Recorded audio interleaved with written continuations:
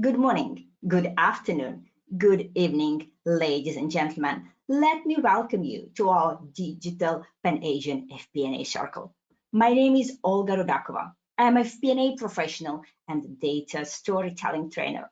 It's my pleasure to facilitate this event for you tonight.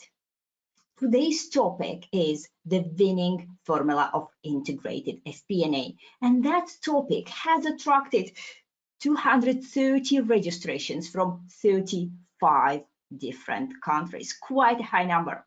Let us see what we are going to do tonight. First of all, we will go through integrated FP&A essentials and just go through key concepts here. We will speak about the culture shift as a step to integrated FP&A. We will move on to purpose-driven FP&A, and then we will speak about FP&A skill set of the future. We'll finish by unlocking FP&A potential with AI and modern planning. We'll certainly have Q&A and key takeaways at the end. Let me introduce our speakers for tonight. Our first speaker for tonight will be Takeshi Murakami. He still has issues connecting, so let's see if he can manage that today. Takeshi is a country CFO for Thailand and Vietnam at Microsoft. Takeshi is a seasoned professional with over 20 years of experience in software and hardware tech companies. Let's move on to our second speaker of the evening, and please join me here on the camera. I would like to introduce Andrew B., the Chief Financial Officer at GOOD BARDS.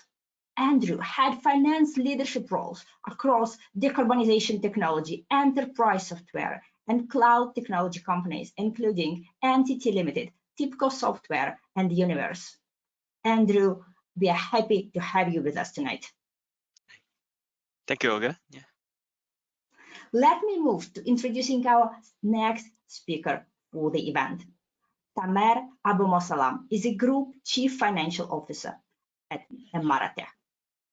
Tamer is a globally experienced Chief Financial Officer, seasoned over 25 years in financial leadership roles.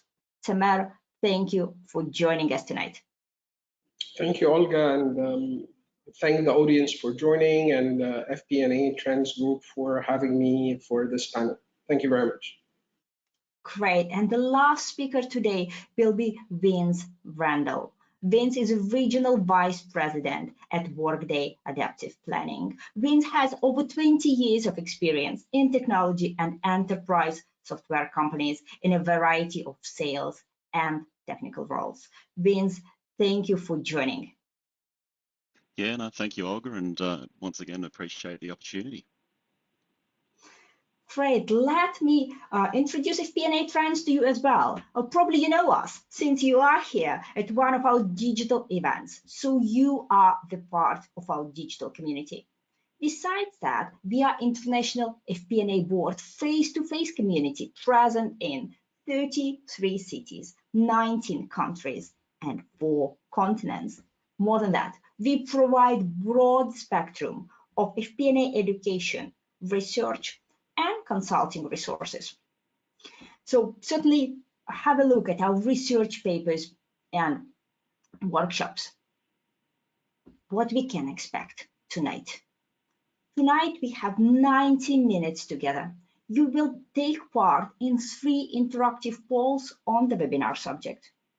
You can join our Q&A session, and you actually can ask your questions already now using the chat box. Networking is also available. You can connect directly with our speakers through LinkedIn. Presentation deck is already available in the handouts section of GoToWebinar. You will receive this deck and the recording within 2 days after the meeting. At the very end, please don't leave right away. Take 2 minutes or even less for a very brief survey. Your feedback is very valuable to us, and it helps us improve. Let me thank our sponsor for making this event possible, Workday Adaptive Planning. achieve next level FP&A and drive confident decisions faster than ever. Before we jump into practical cases and case studies, I really wanted to walk you through several introductory slides and help you to get familiar with the topic of integrated FP&A, for those of you who are not so confident with that yet. So let me introduce the framework. Integrated FP&A is a single and continuous framework where plans and forecasts are horizontally and vertically aligned. So we have three levels here: strategic level, financial level, and operational level, which means that our strategic goals are being set at the top. They are cascaded down and translated into concrete financial targets at the middle level. And eventually they move on to the operational level to be practically executed through daily business operational decisions. We have cross-functional collaboration as well, breaking silos and allowing functions work together in this continuous framework. But how can we achieve that? How we can achieve this ideal state?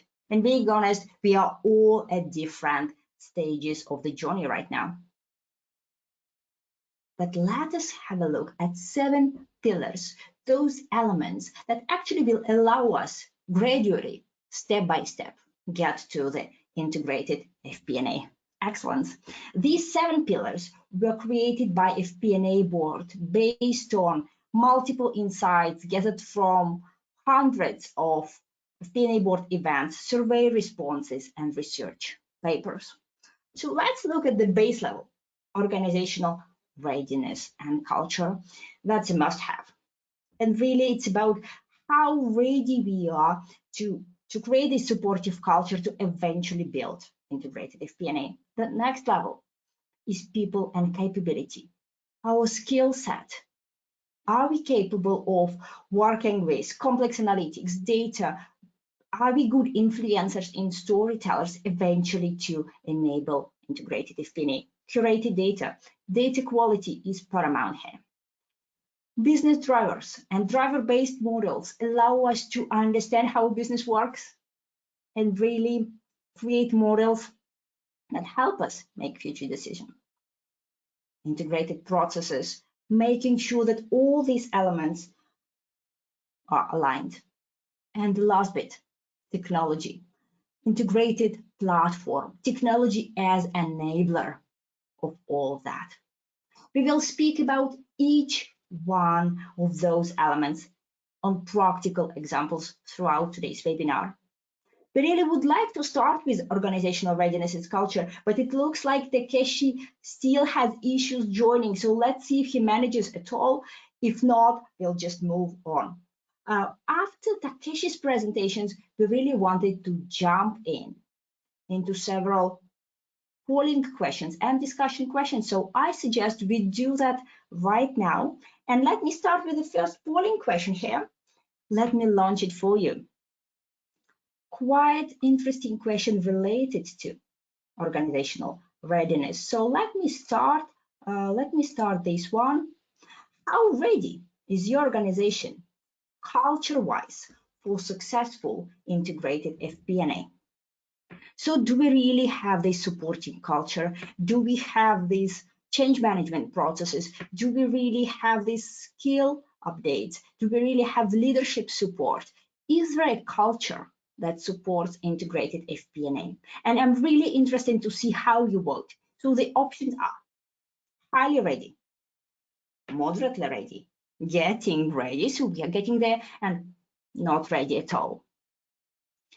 Let me give you a bit of time to vote. 40% have voted already. So let's see. How ready is your organization culture-wise for successful integrated FP&A?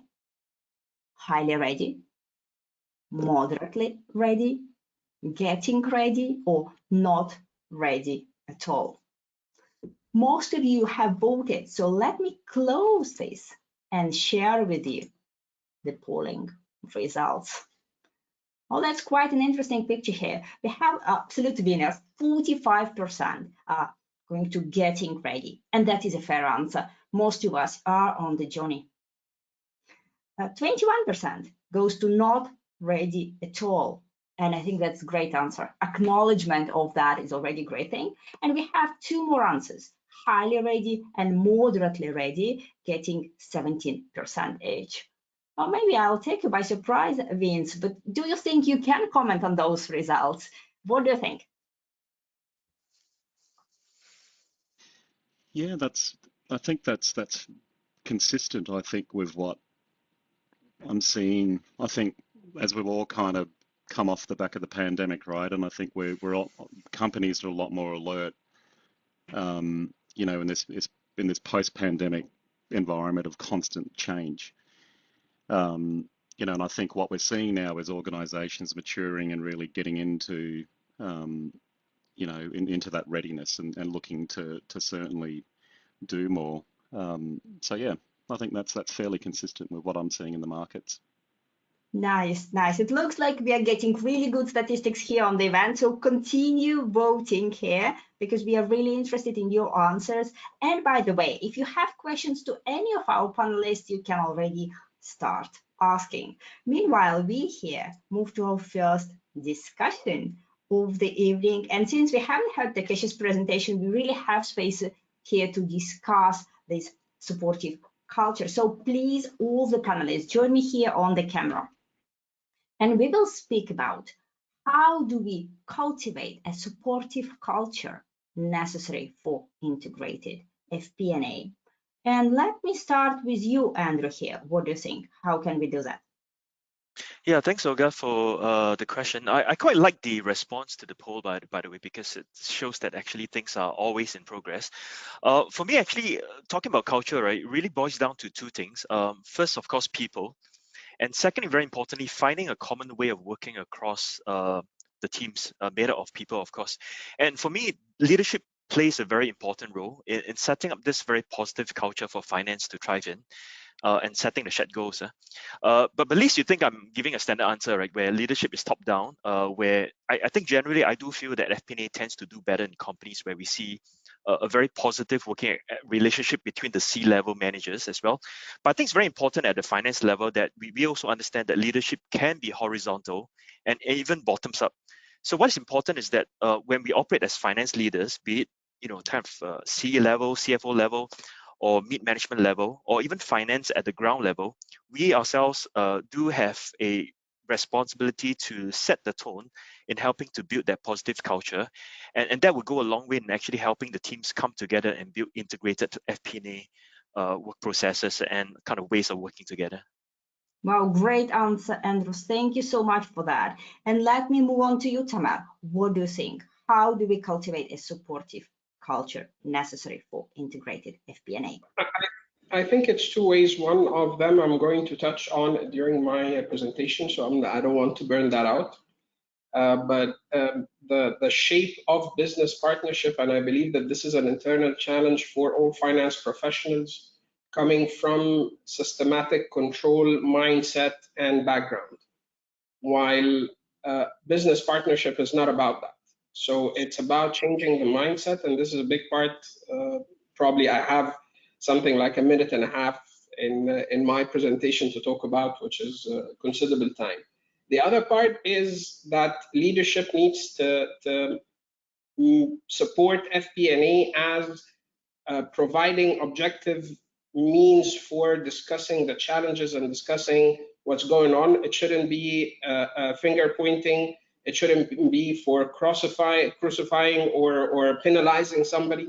It's understanding, it's providing a safe environment for leaders to see the numbers, to see the effect or the result of a certain decision or a certain strategy combined with uncontrollable factors. Because the way you implement strategies and decisions in an organization is just like a chain reaction. Sometimes the intention or what you imagine is going to happen is not necessarily the result that you're going to get out of a certain intended business decision or a process. So this safe environment and this objective way of looking at the results and so on is the very important, and it's the shield for FP&A to continue doing their role. Otherwise, it becomes very argumentative, and it's not a safe environment for anyone to work, where finance is going to be the usual enemy. Nice. Thank you so much, Tamer, for your answer. Beans, let me move on to you. And actually, I'm really curious to hear a technology angle here as well. How do we cultivate a supportive culture necessary for integrated FP&A? Yeah, no, good point, and I think some good points that both Andrew and Tamar touched on. I think the people certainly play a big part, right? But I think when I think about how do you drive an integrated experience, right? And that we tend to be very always thinking of finance, the finance stone, the business plan is with FP&A.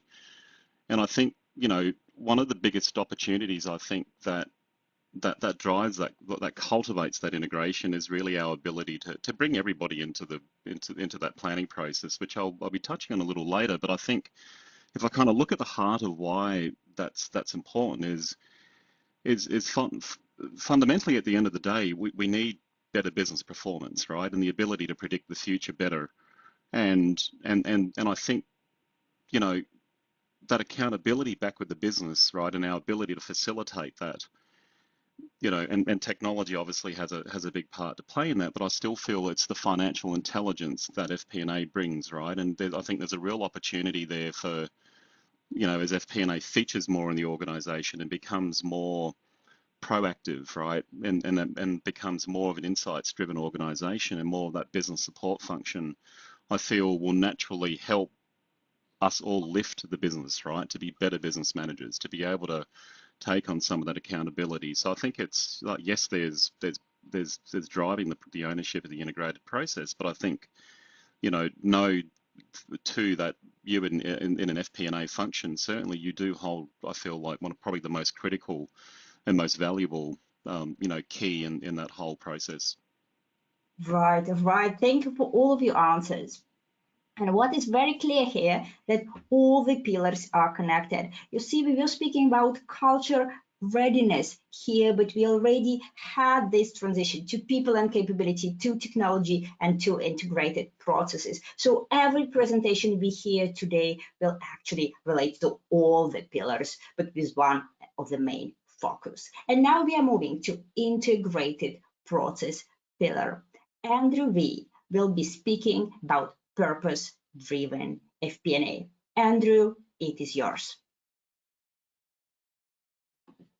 I think you're still on mute. Sorry, got it. Yeah, thanks, Olga, for giving me the chance to go first. So very good afternoon to everyone. My name is Andrew. I'm from Singapore. I used to work in corporate finance for MNCs, but right now I've kind of jumped into the startup space. I'm a co-founder of AI Copilot, still based in Singapore, and I'm also running the current CFO responsibilities in a startup. Yeah. All right. So in my 20 years of working in corporate finance, I've seen many ways FP&A has been described both within and outside finance, and it always comes down back to two things, right? One is there's always a need for FP&A to work very closely with colleagues and from other departments and non-finance functions as well. And two, we don't just stop there, right? There's that general expectations that FP&A goes beyond purely doing financial accounting and reporting. In FP&A, we do have a very important role to help translate financial information into common language, common business language, and providing insights for the rest of the organization. I think Vince mentioned something about business intelligence, which is really important on the work that FP&A is expected to do. So on the next slide, question is that how well are we doing in general for FP&A? So it's quite surprising. I took a look at one of the recent Deloitte and EY studies, right? That after so many years of doing FP&A, we are still not doing that very well.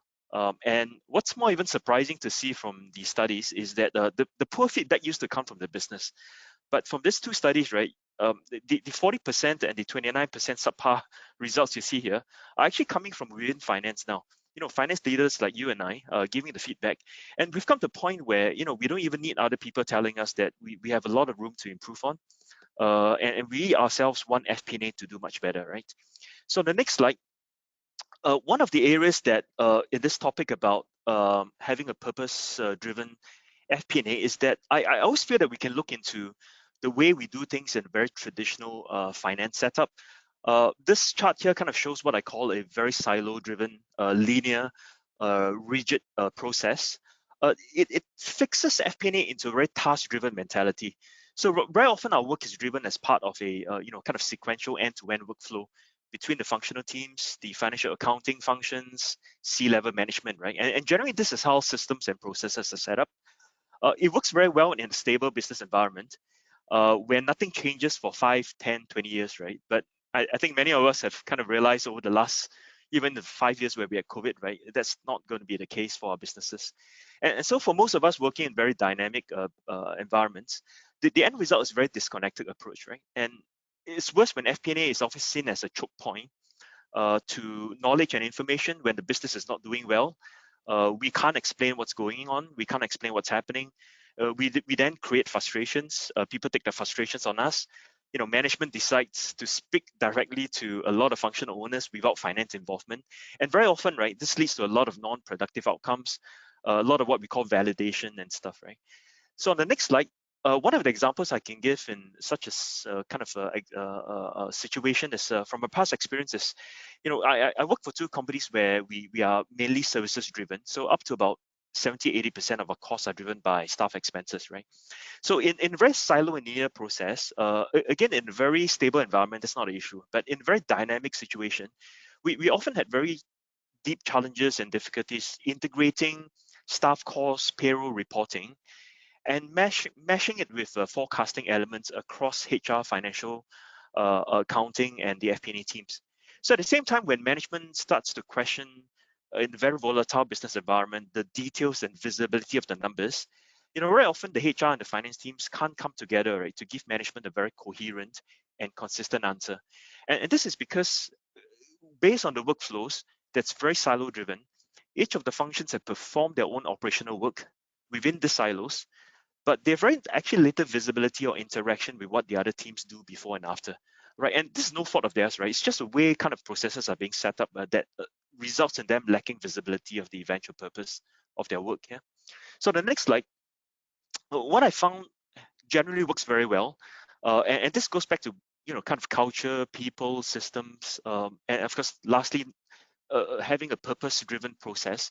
And what I found this goes very well, that ties back to the objective of creating an integrated FP&A, is that we in FP&A ourselves need to adopt a purpose-driven process to addressing business issues, right, in our work. And by this, what I mean is that FP&A needs to stop seeing ourselves as just part of an end-to-end workflow process. Instead, adapt ourselves to be problem solvers. And in the AI world, this is what we call, being a co-pilot in the finance and the business sector, right? So that when a business issue comes up and management has a problem to address, we have to take the lead in identifying the problem, working on the financial data collecting, and conducting analysis. And lastly, very importantly, right, coming up with practical advice for management to take on the next best action in the process. So in doing so, we need to help take that leadership role, like I said, either horizontally or bottoms up. We don't even have to wait for a top-down approach to cut across the silos and the linear processes and learn how to coordinate data analysis. And very importantly, engage subject matter experts in a very interactive manner.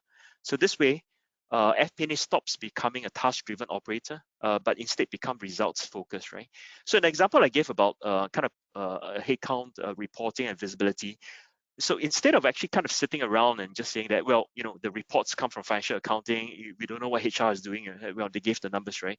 And we sit around waiting just to put Excel sheets together.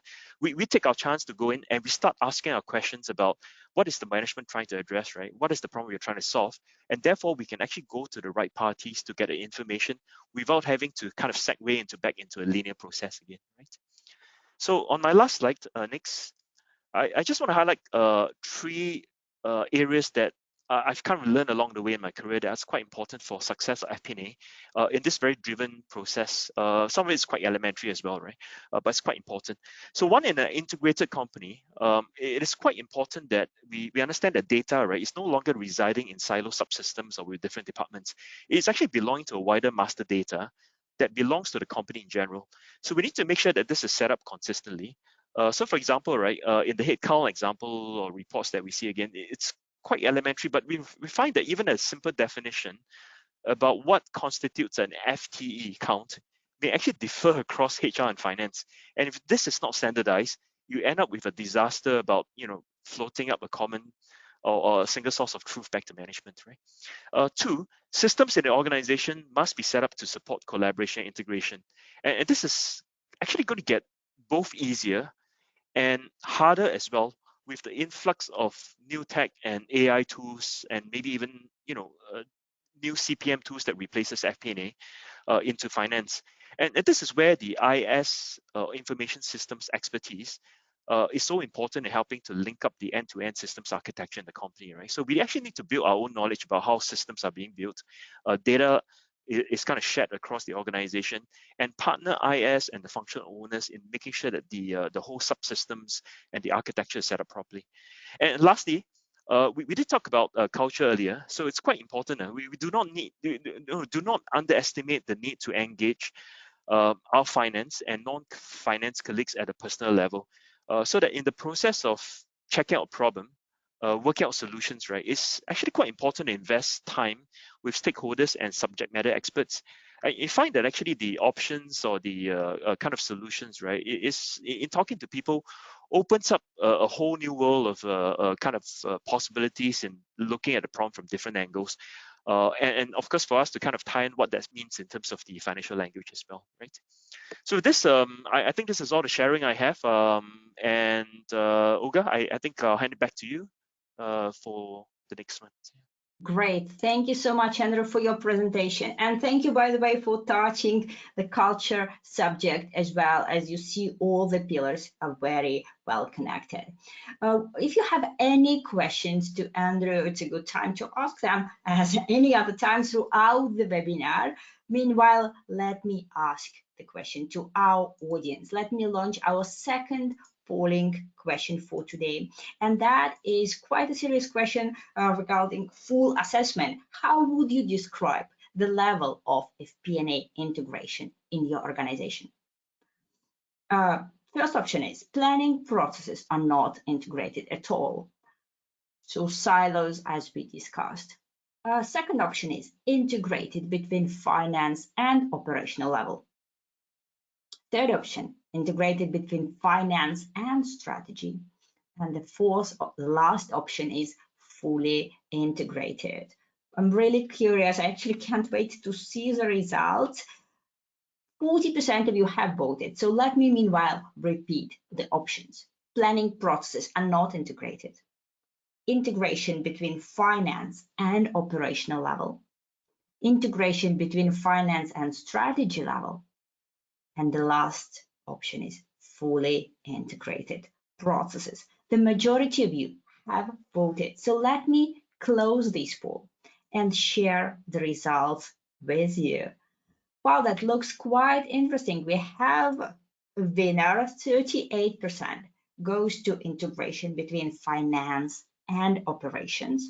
Another 28% go to integration between finance and strategy. 19% planning processes are not integrated, and 16%, quite a strong result, fully integrated processes. Andrew, what do you think? Are you surprised at all? It's positively surprising. So it's good to see that. I think very importantly, we used to have a lot of integration done within finance itself, of course. But I think it's good to see that at the operational level now, there's actually more integration. Of course, there's still more room to grow, of course, or to improve on. But what this means is that the old saying goes, right? Junk in, junk out. So I think for us to actually address the effectiveness of finance in eventually addressing business issues, it's important to get the integration across operational teams so that we get the right data that's coming in and make informed judgments and decisions. Yeah. So I think it's good to see that integration between finance and operation levels are happening to a very positive degree. Yeah. Right, great result in our audience today, and it allows us to move to a related discussion to the topic. So what I want to discuss with all of you now is how can organizations ensure that planning processes, the ones we talked about, are fully integrated, connecting P&L, cash flow, and balance sheet statements. Let me start with you, Tamar, here. What do you think? How can we achieve that? Actually, this question is touching on everything. On the piece that Vince is going to talk about, the systems, and my piece, which is the skill sets and how integrated everything is, because it gets very critical when you start issuing financial statements. This is even if it's forecasted. There is some. It is a sacred word to say, financial statements, even if it's forecasted. And that affects our, and especially when it comes to cash flow. So that affects our reaction to it and our confidence in submitting that to management and discussing that at a certain level. So I do believe that a lot of organizations and a lot of finance departments, FP&A functions were not capable of doing that, given the conventional way of doing the business. The requirements now are different. It is required. It is a big part of what's going on. And we have to make the time for it. The time for it is by using technology and changing our mindset both together.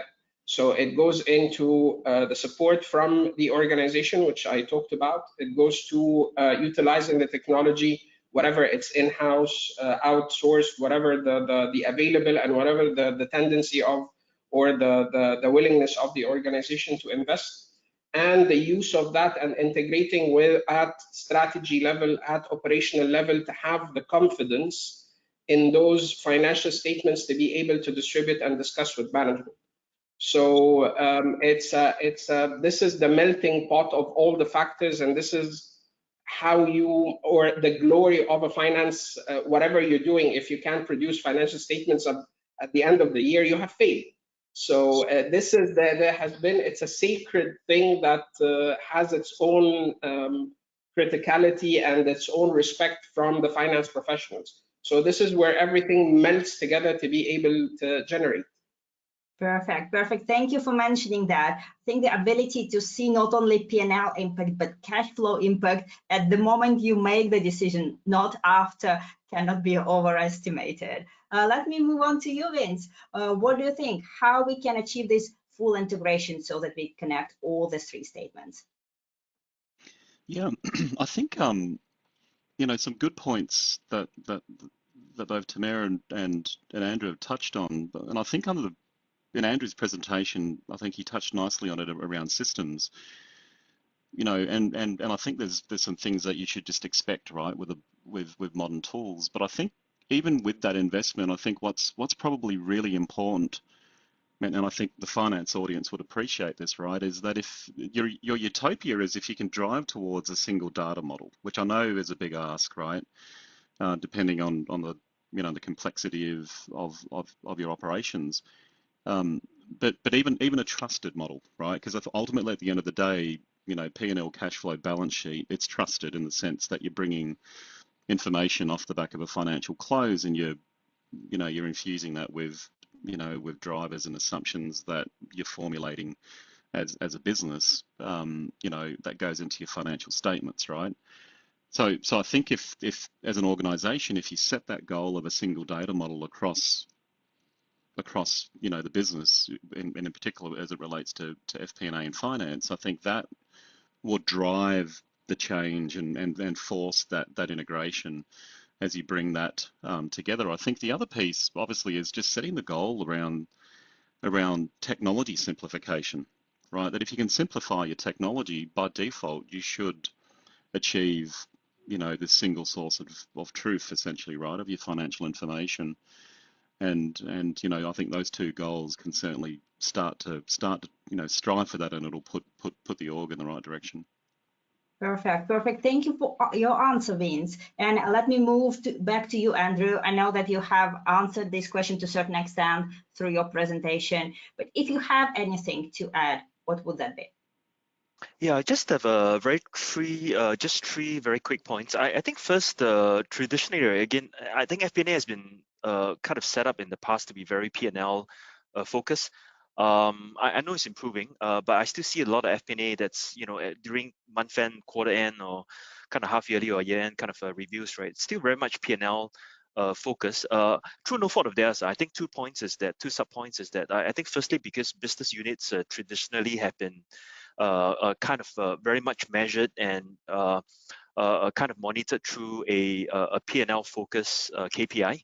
I think in tomorrow's world, or even today's world, right, things are changing because we have seen the evolvement of CPM tools. That's more like a variation of FP&A that focuses a lot on integrated financial statements, reviews, analysis. So that's going to actually change and improve on in the future. And so for us, actually, as individual FP&As, it's quite important to also pick up our own knowledge about P&Ls and balance sheet reviews and how to conduct this with business owners in a common language. I think very often we've seen how P&Ls can be kind of adjusted, right, by just parking numbers to the balance sheet, but we don't see that in the balance sheet until we kind of throw up the numbers by the year. And second is that I think very importantly, that's always a big constraint in the past, which will go away with a lot of systems improvement, is that the time taken to put together cash flow and balance sheet analysis tends to be very time consuming. I think we've seen a lot of improvements with tools that's available to FP&A that we can put together analysis on cash flow, especially on cash flow, because you need scenarios and kind of like stress tests about assumptions on forecasts. So those are getting a lot better. So I think with the help of a change in mindset and with the right tools, I think it will help to foster a better organization in looking at financial planning more holistically, incorporating all the 3 statements. Yeah. Nice. Thank you for all of your answers. And we can move to our third presentation of the evening, devoted to people and capability, and also to data quality as well. So let's move on to Tamer's presentation. Tamer Abumosalam will be speaking about FP&A skill set of the future. Tamer, it is yours. Thank you very much. Thanks, Olga. And again, thanks everyone for attending and giving me this opportunity. I think everybody is living the same world, and I was just mentioning that in preparing for the presentation. It's a global thing, it's not regional. The macro level and the globalization, I think, has succeeded. The pressure is the same everywhere. And that cascades down to our work as finance professionals in certain ways, but with the same deliverable and the same macro level issues. And post-pandemic is the big word, but it started a little bit earlier, given the challenges and how the macroeconomics are working, and it got glorified in the post-pandemic high interest rate environment. People are appreciating life more. Work-life balance is a big thing. And I do believe the full integration and integrated FP&A started as an initiative and as a luxury, and it became a reality and it became a necessity in the post-pandemic. Finance numbers need to talk more operations, and then we started to see more focus and impact on we need real-time scenarios. We need more integration. We need to understand where the number came from. We need to explain that in a different way. I believe this is all the audience and the panelists have been into the same challenge at a certain point of time. The technology is a big catalyst in what's going on, and the technology definitely moves fast because they don't have the same constraints, and it's an area for creativity. And we need to catch up with it. First time to hear about cash flow control tower was in NCR during the pandemic. First time I was asked to prepare an inventory forecast, a global inventory forecast to support a financing deal, an NCR, to support and stabilize the company during the future, which was unforeseen at the time, was during the pandemic. So all of these things together are heating up the environment around us, and we need to respond. Needless to say, talking about cost optimization and looking at finance all the time as a supporting function require to reduce headcount, reduce costs, and produce more. Storytelling is a different thing, and it's around changing the role of finance, the evolving role of finance in an organization, and how we're looked at. And I was just having that with a team member. Being transparent and providing visibility to operation is something, and diving deep into accruals and debits and credits where people get lost and lose confidence in the quality of data because they don't understand the mechanism is something else. So all of these factors together are pressures that we need to deal with. We can complain about it taking forever, and the other way is just move on and try to find a solution which is available.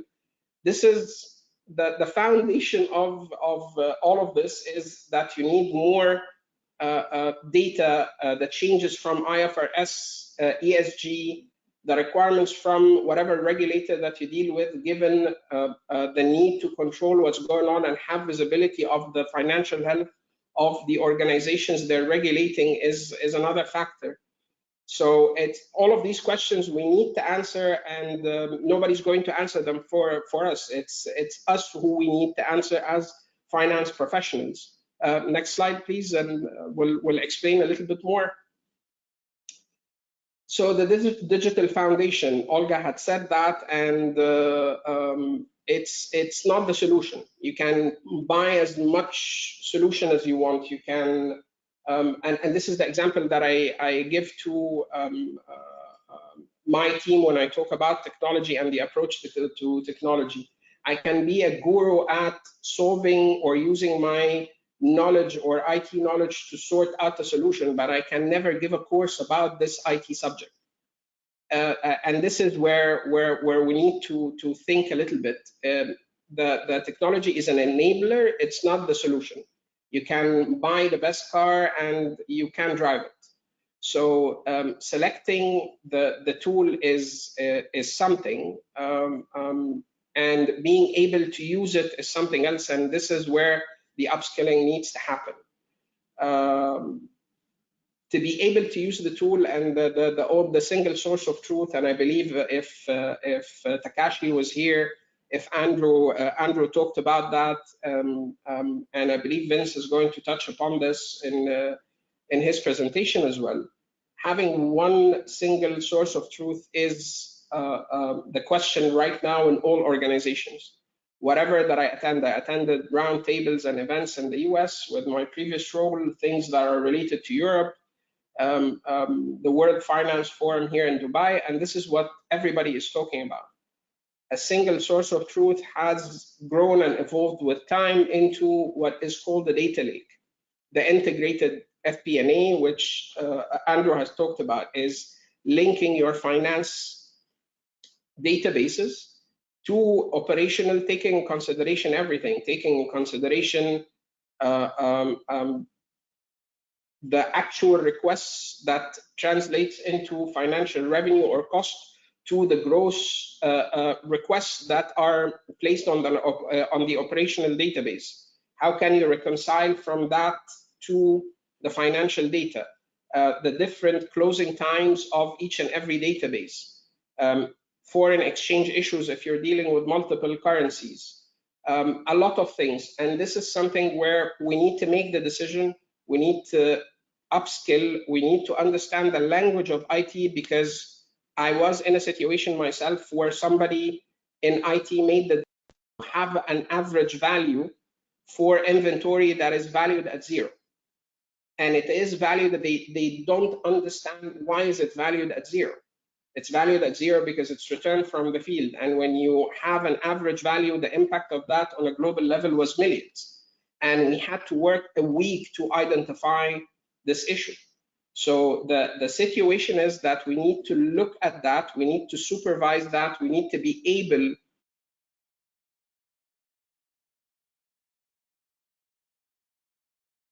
Tamir, I think you have accidentally turned off your microphone just a second ago. So go back one sentence.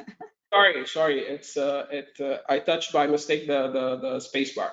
So what I was saying is this is into the effort of having the single source of truth, the data lake, verifying that everything is happening accurately, and it's not going to happen without the finance input. For you to be able to subscribe to that is that you need to know the technology, the language of the technology. Data science needs to be there. Understanding database structure needs to be there as well, because nobody is going to design a database that you're going to use for providing the data for the audit, providing your operational reports, being able or having an imagination as a finance leader and the organization of the required as an ad hoc, the usual ad hoc or the possible ad hoc, given the integration with the other operational pressures on understanding what's coming your way. So the technology will do all of that. You just need to center yourself in a way that you understand and be able to pivot and move on. This is going to provide process centralization. This is going to reduce the possibility, the opportunity for errors, given the automation, and that you're doing it twice instead of repeating it over time. It provides an audit trail, and this is going to provide the base for your organization if you're going to customize a tool to be able to deal with this later on. So in-house automation is possible, but you need to acquire the skill for it. We're going to cover that in the next slide. Next slide, please, Olga. Yeah.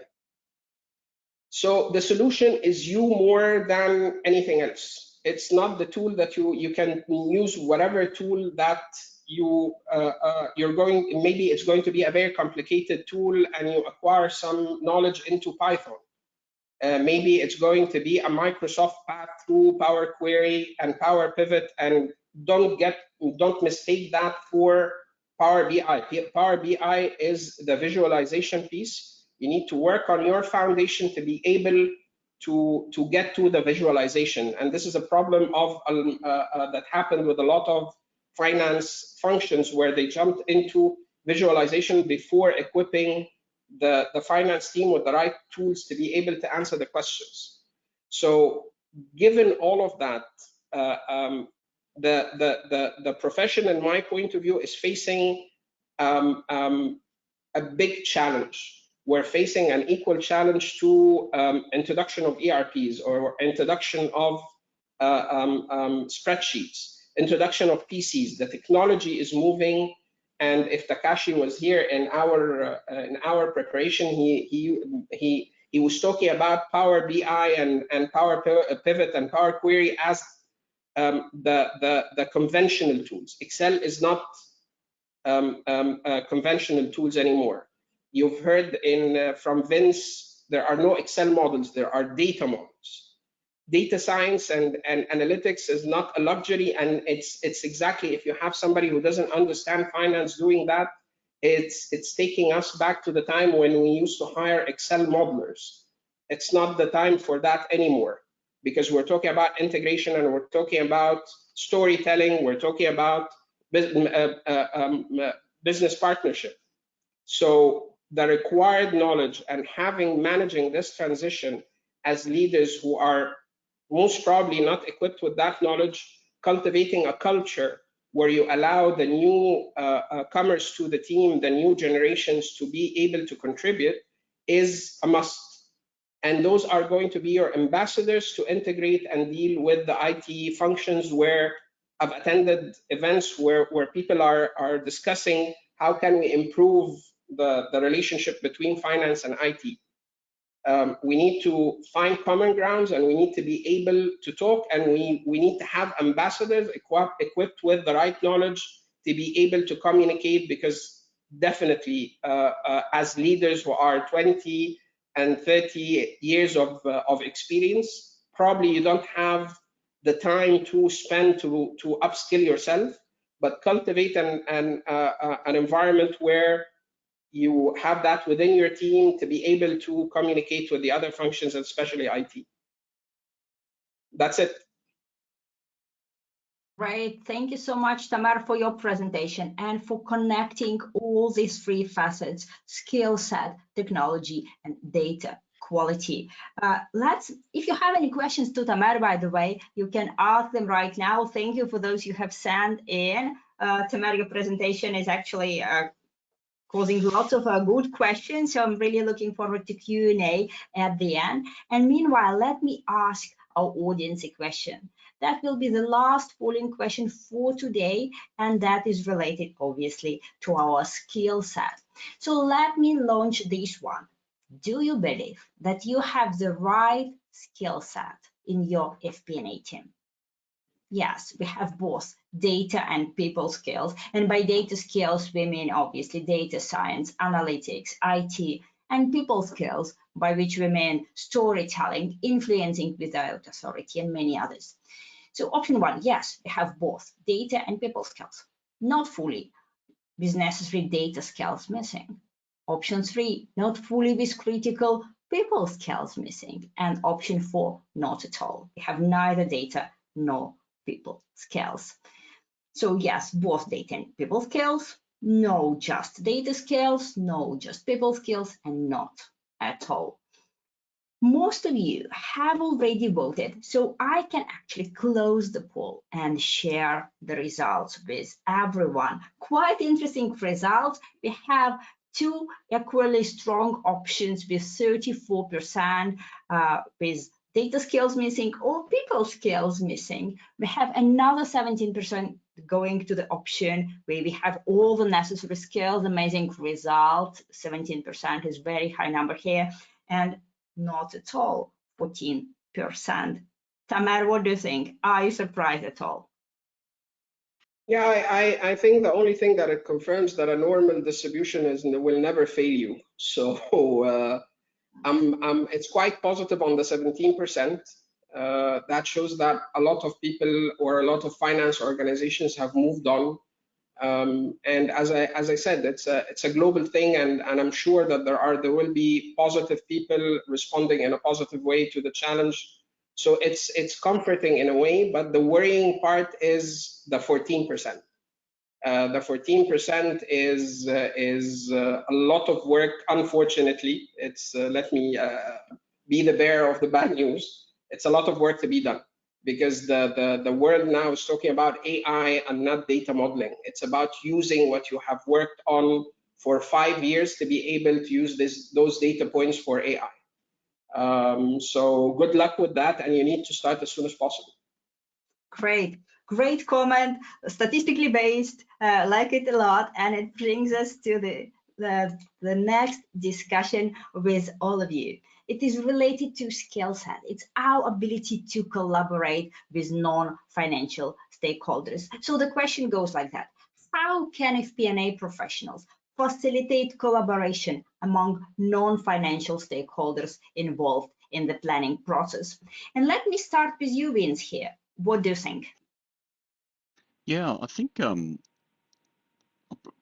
similar to an answer that I gave earlier, right? And that I feel that, you know, I think FP&A professionals should not underestimate the knowledge that you bring. I think way too often you tend to assume that the general management level and above understand the data that they're providing you, that they understand their P&L and that they are wired to their P&L. I could tell you, you know, having worked with a lot of GMs in an FP&A capacity in a prior role years ago, it was always and in having then moved into a GM position myself, it's really interesting when I reflect back on it now and go, man, they really didn't quite appreciate what what I should have probably done is perhaps talk to them a little bit about the business drivers.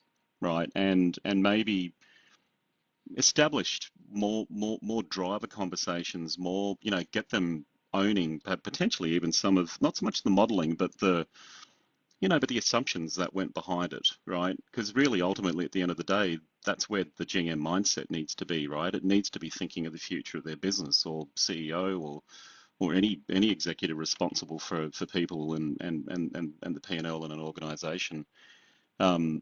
You know, and potentially little things like when you're working on your data model, you know, maybe bring them into those processes when you are establishing, building out data models, because, you know, as Tamir touched on, right, like that's a good point. Your data models will become your ML models, right? That's the gold in your organizations, and I think getting that ownership and that accountability into your general management levels, you know, will certainly just facilitate for better, you know, for that better collaboration and engagement. Right. Thank you, Vince. And let me move on to you, Andrew. What do you think? How we can facilitate that collaboration among non-financial stakeholders? Yeah, thanks, Olga. I think it goes back to the slide that I highlighted about, you know, what FP&A has always been described, right? And it comes back down to the two things again. You know, the need to work closely with colleagues within and outside of finance. And second is to translate that information into that common language for people in the organization. So I think what's really important in facilitating the collaboration, I think back to Vince's point about, you know, understanding the drivers, which really means that there's actually a very strong, I guess, welcoming kind of angle when FP&A are always seen as subject matter experts in understanding the businesses. So I can't be in finance trying to explain, for example, numbers when it doesn't, when I as a finance professional cannot correlate that back to the drivers of the business, right? So I could be selling maybe Coca-Cola tin cans, but I you know, the business works on a different thing, which is like a technology, and you know, if it doesn't gel, we can't communicate it in an effective manner for other stakeholders to understand what finance is talking about. So I think the understanding of the business is first and foremost for FP&A very critical. Coming from experience as well, I think business owners tend to enjoy talking to finance FP&A professionals who are able to converse at the business language, right? So it's quite important that that we also remember that on the other side of the communications, or the end of the information, that not all business individuals or colleagues fully understand finance very well, and it's our responsibility to kind of draw them into our conversations by using the right language. Do not overwhelm them. We therefore need to understand the party that we are communicating to, and tailor our messages accordingly, right? And of course, that will help to encourage more non-finance people to come in and exchange information, because they know that they can converse with finance colleagues on more respectful and kind of integrated level and footing. Yeah. Right. Thank you for that. Back to you, Tamar. What do you think? How can we facilitate that collaboration? So, and when I started working in FP&A, I always thought of my role as an advocate of the business within the finance. So it's the other way around, that I belong more to the business, and you need to believe that to be able to join the operations. It's a difference. It's a big difference between tolerating something and believing it. So being able to handle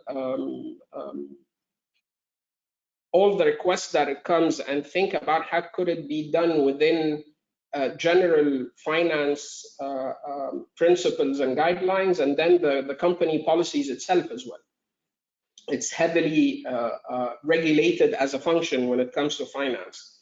Being able to find the way, this is the only way where you can get finance, the operational buy-in, the stakeholders, and definitely the point that I touched on, and my co-panelists as well touched on, it's being transparent is something, and drowning people in debits and credits and accrued revenue and accrued cost and terms that is going to get them worried and lost is something else. And if it's an IFRS, you don't have to give an IFRS presentation. Those are requirements. This is how your deal or your contract is going to end up in the income statement. This is something that I don't talk about. So if it's something like that, don't dive into details and the history and how the standard changed. It is the standard. This is the thing. Just talk in confidence. You are the subject matter expert. As Vince was saying, don't underestimate yourself and get away of unnecessary technical discussions. Great, great. Thank you for all the answers. And let's move to the last presentation for today. You have made a very nice bridge here mentioning technology, mentioning business drivers here. So we are going to cover integrated model in our latest section, touching as well business drivers and driver-based model. Vince Randall will be speaking about unlocking FP&A potential with AI and modern planning. Vince, the stage is yours.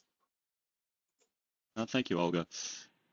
And always good to spend time with finance, finance professionals. I really do believe that you are the, in particular FP&A, where you make the most impact in your companies. Don't believe what anyone else says.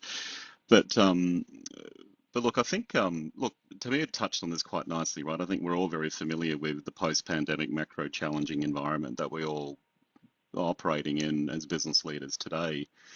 But I think the piece that we probably don't touch on the most is the fact that you and FP&A in particular, is that you're just under increasing pressure to facilitate that faster decision making, which is now just expected and is a demand from business. And there's you dealing with the economic uncertainty, but in particular, it's you incorporating more data analysis, right? And there's simply just a higher demand for the higher frequency in terms of forecasts, the faster course correction that's needed, basically making your jobs really tough to keep up. So as I unpack the session and as we transition to the next slide, the point here is unless FP&A is armed with a flexible, agile, modern tool, that gap between you and other businesses is only going to get worse. And the challenge that I see across most companies today is really, and I think the presenters today touched a little bit on it, right? But I kind of look at it in terms of the illusion of an integrated planning environment. And what we tend to often see is the multiples, right? You're almost kind of creating the same multiples that you were in before, and meaning that you got multiple people doing lots of planning on multiple systems and processes across departments, but you're fundamentally running like your own planning process within your own silos. You're duplicating the same data, meaning that you're entering the same customer records, supplier, employee records, and fundamentally creating these disconnected data silos across your business. And what we've seen a lot too is really departments running their own disconnected planning processes, right? Fundamentally, it's outside of the corporate plan, and the cost of integrating and managing that with the multiple tools really just becomes quite an expensive exercise, right? Not just in terms of money, but also in time. But the biggest loss I feel that this environment brings about is really the incomplete data that is simply driving the analysis, right? Or the incomplete analysis, I should say, which meaning there's inconsistency in the drivers, there's a real missed opportunity for any meaningful assumptions that's company wide. And fundamentally a real lack of collaboration, right, across the company, across the departments. So as we transition to the next slide, it's that disparity that is the missed opportunity that certainly we're looking to try and solve for you. It's further validated by a number of advisory firms, through their own surveys, and they're showing that really companies are just finding it hard to collaborate and to be more agile due to that disparity of data, right? So it's really coming back to your abilities, your company's ability to manage that data. And as we kind of move to the next slide, think about, in terms of that right, and it's really those that have invested in modern planning tools or experiences have activated that agility within your business, and that they have realized the benefits of having that integrated planning process. So what should you expect, right? So when you are thinking about a tool, I tend to think about it in terms of it's a modern planning experience, right? So what does that mean? So the first point there is ease of use, right? And ease of use really is about bringing all users in an organization together to plan. And how we do that is by driving the ease of facilitating that process through self-service experiences, meaning that the individuals or the users can expect no coding or there's no scripting when they need to make changes to updates to their models, and that it's just easy to maintain a model once you put it in place. Built-in analytics, meaning that you have this concept of active dashboards that instantly reflect changes across all departments, changes across the organization, and really expect that real-time insights, right? Where you got familiar reporting that's delivering real-time insights to you as the user, in your departments. Flexibility, which means unlimited dimensionality in your data that allows you as a user to test and analyze on the fly, using that near real-time data. And then time to value, which is you as a finance professional with your investment in these tools, is you should expect out-of-the-box financial intelligence. And then also the other part of that is that you should have an expectation of automation of time-consuming tasks, right? And tying that in with scalability and performance is that a solution that handles the complex interconnected modeling across departments, but at the same time allows for that high performance or that high or the faster response time, whether it's running the planning process or it's simply I need more data to drive more analysis, and it's being able to rely on your technology. And an underlying point on this as we transition to the next slide is machine learning. You should expect it to be embedded within the tool because it's the power in your data models that will fundamentally become the machine learning models. It's what the machine's going to learn from and activate that value for your organization. So with the modern planning foundations in place, how do we maximize the planning capacity, right? So how do we bring this to life a little bit more for you? The first point is extending the planning process to everybody, right? So unlike most business processes, everybody plans, right? And however, it's usually painful to plan together, right? The plans are typically made in silos. I touched on that probably too much already, that it's done in departments, or if you're a multinational, it's in the regions.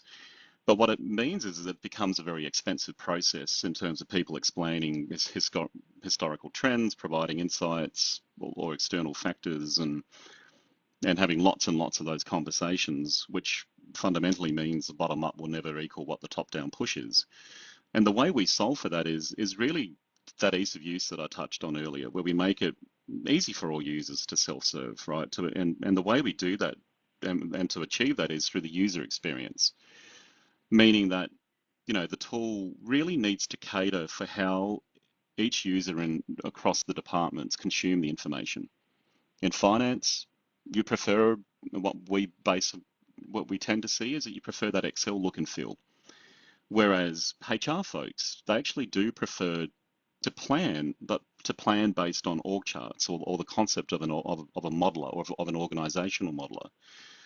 Sales and your general managers tend to prefer planning through a mobile device, right? The speed of entry of the data into a forecast update or the submission of a plan,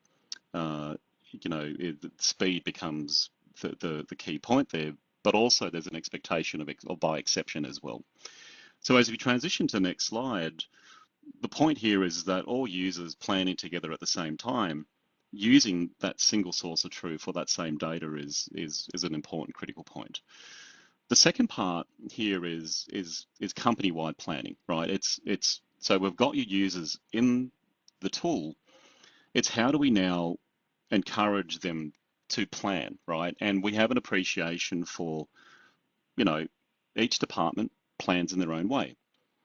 And when we look at this specifically in two parts as to how we try and activate this, the first is through the specific use cases that we think for a department, right? And so an example of how of that is we touched on it earlier, is that headcount reconciliation, right? That finance traditionally will own and pull together.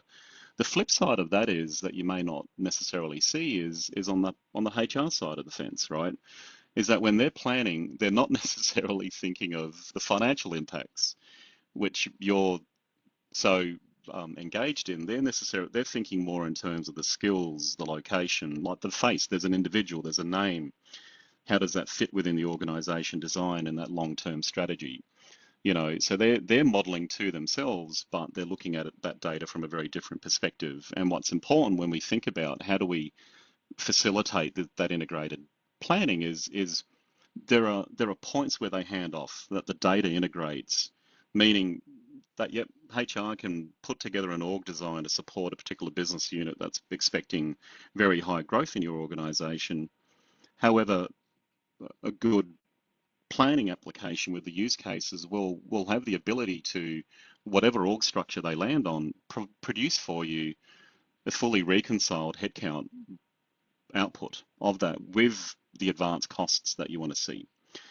The second part is not, so we've dealt with the department. How do we now further engage the user? And that is when we bring AI into the picture. So we think about it in terms of conversational AI, right? And really for that is, we want to enable that company-wide planning by encouraging the stakeholders across the business to simply better understand the plans and collaborate through how they consume that data. And when we think about this, is that the AI provides assistance to the planners, all the business owners and users across the business to either model build, through finding insights, generating reports, dashboards, and running scenarios. So as we transition here to the next slide, the vision here is really for every person in the company, regardless of your technical expertise or your domain expertise, to quickly understand each other and share and collaborate to make better decisions.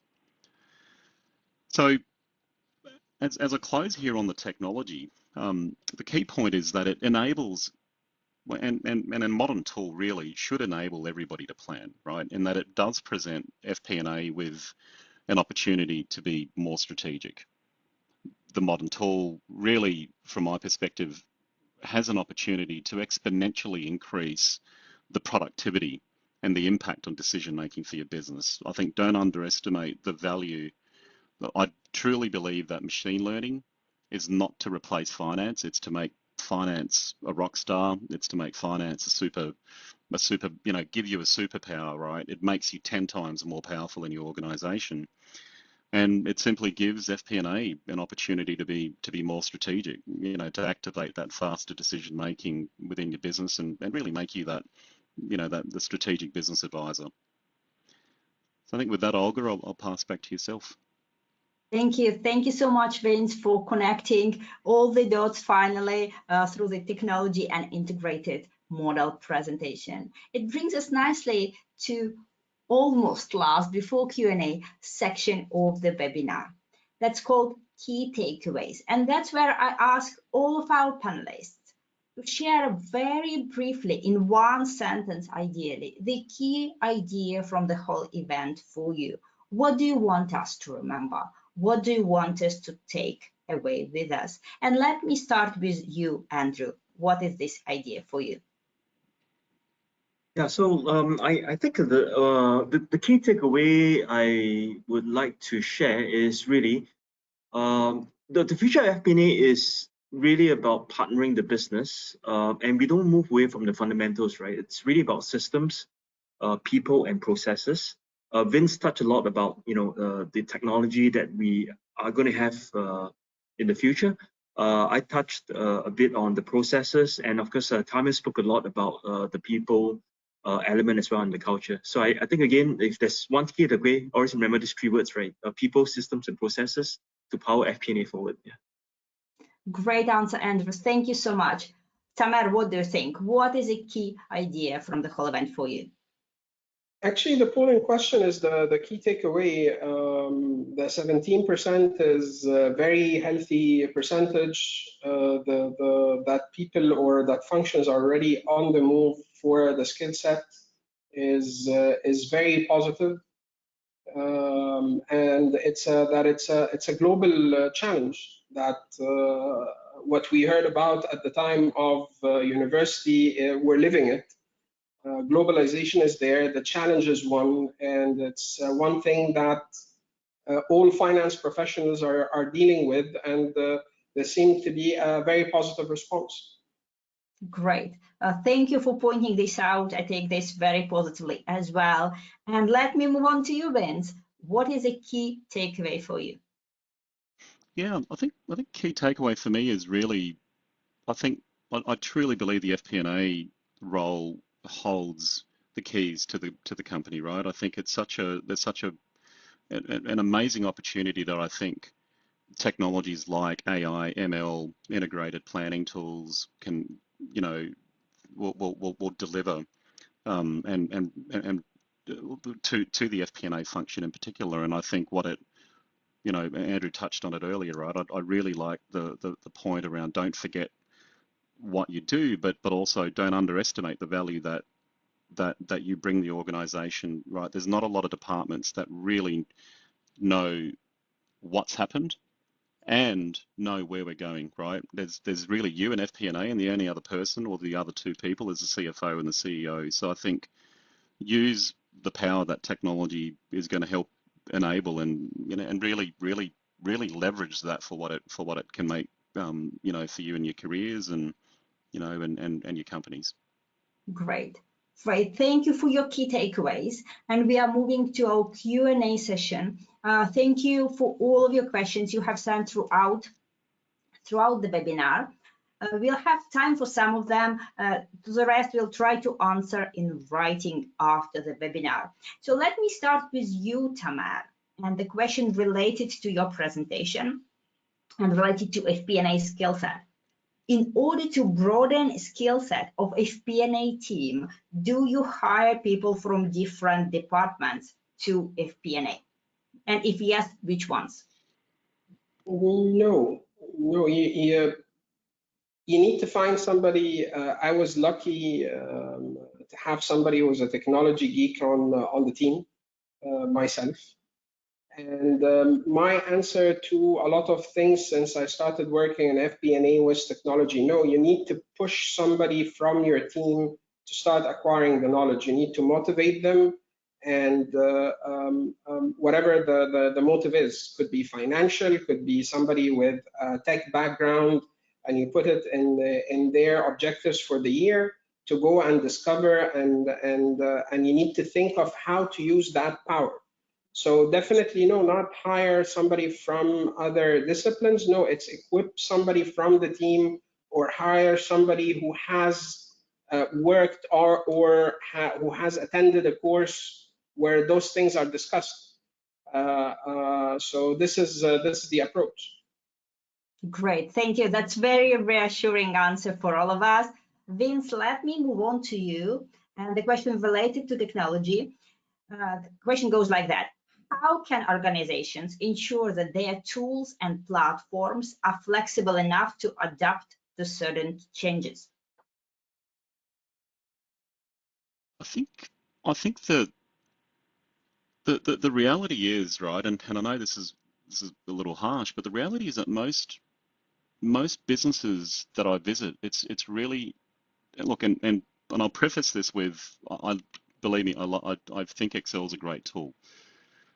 But I think the reality is that the Excel situation that you're finding in your business is probably the first step of how you fix and bring the flexibility, right? And Tamir touched on this one nicely earlier, is that you may argue that Excel and the look and feel with some applications is the same, but the value is in your data, right? The fact is that every time you update your Excel models, you're not necessarily doing anything with the data that's in there until You have to update it again to report next month or next quarter.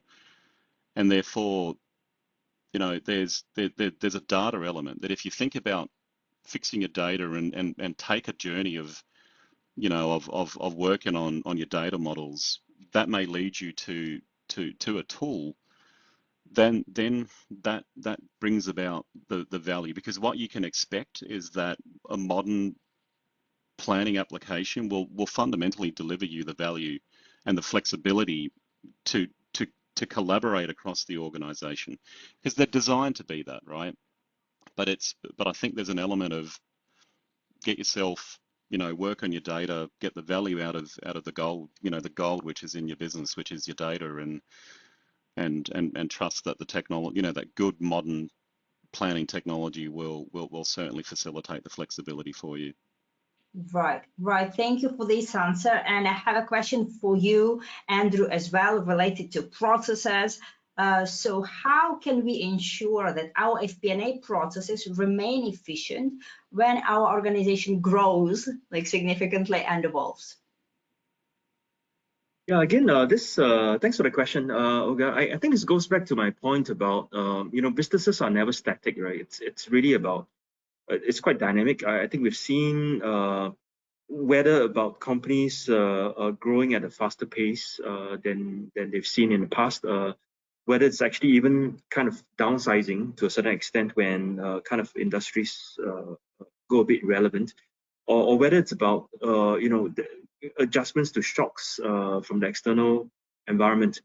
So again, it's quite important to recognize, and building on Vin's point, right? It's really about the data. If the data is built in a way where it's fluid, it's dynamic, both from the way it's being classified, way it's being retrieved, and the way it's being reported, we as users of the data in finance can actually use it to adapt to kind of very much frequent changes in the organization.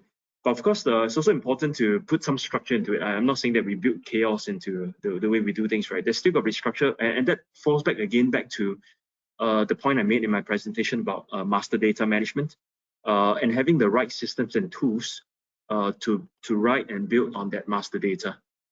So you still need some structure around how it's being formulated or structured, but the ways to retrieve it and do reporting must be dynamic enough to cater for your business needs. Yeah, and I think we're living in the age today. I think back to Vin's point that the tools at our fingertips is a lot more fantastic than what we have about 10, 20 years ago when we kind of started in our early day careers in FP&A. So explore technology. You know, don't be afraid of it, and use it to kind of help your work in FP&A.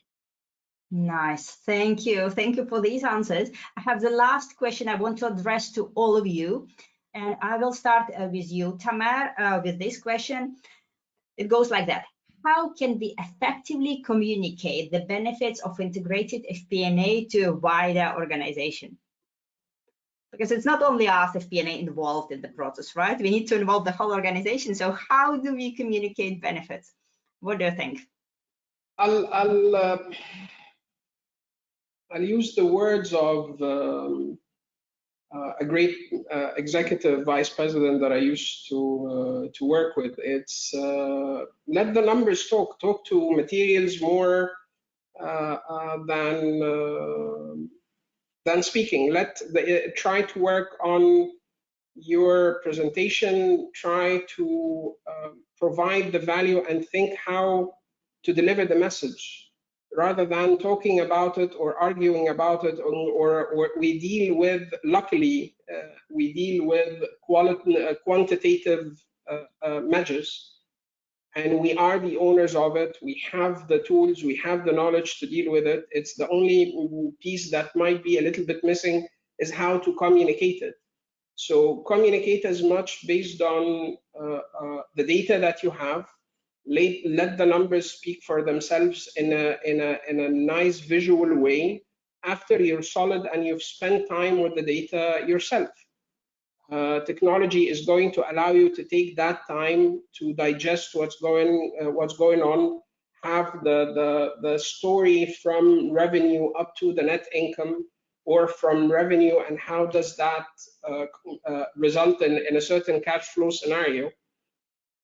But try to minimize the subjective argument and stick just to the data, find the best way to present it to your audience. Great. That's it. Okay. Thank you for this answer, Tamer. And let me move on to you, Vince. What do you think? How we can communicate the benefits of integrated FP&A to a wider organization? Yeah, I think it's interesting, right? Because I mean, there's obviously business case and how you report that within your organization. What I can tell you is it's really interesting post-pandemic, right? And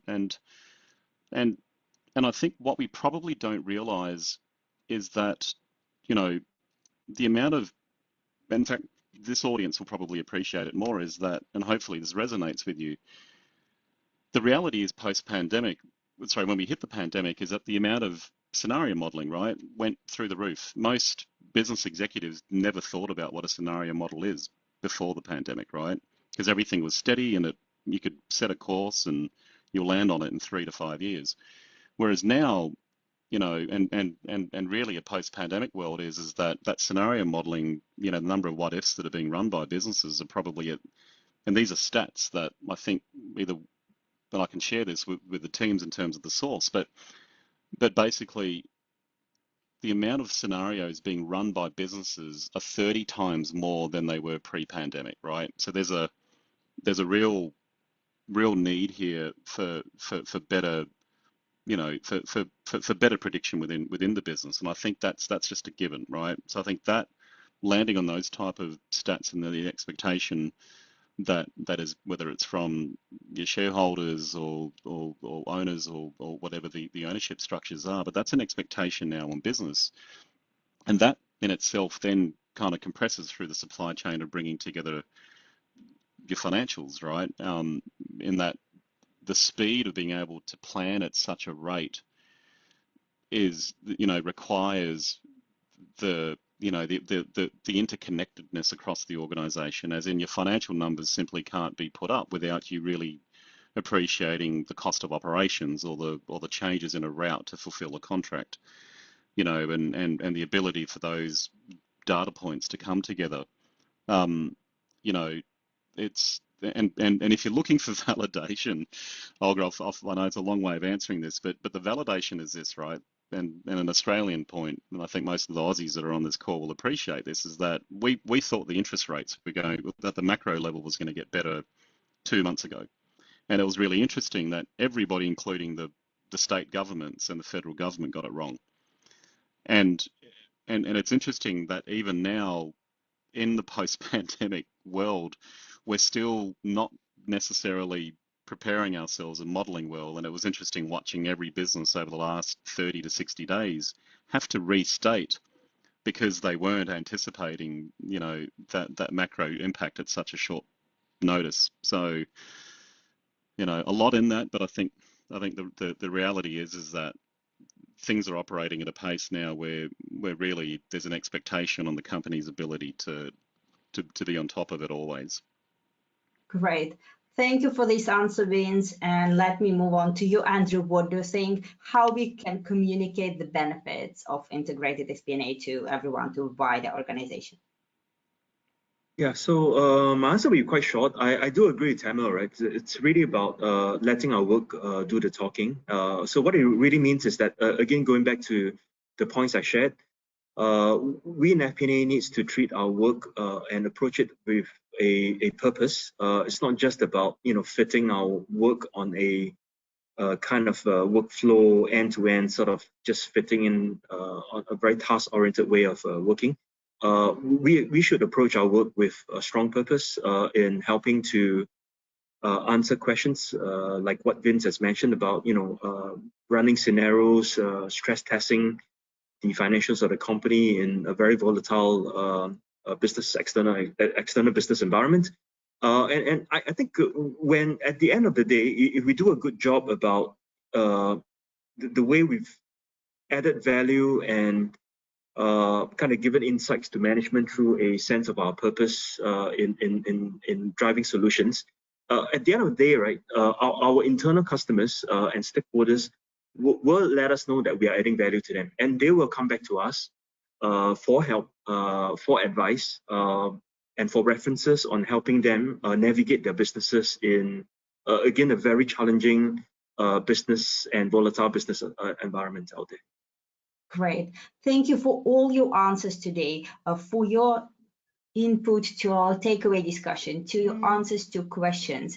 And what is left for me to do is just to invite our audience to the upcoming FP&A Trends events. The next webinar will be happening on July 10th and devoted to the topic, the latest trends and developments in FP&A. So global survey results of the current year.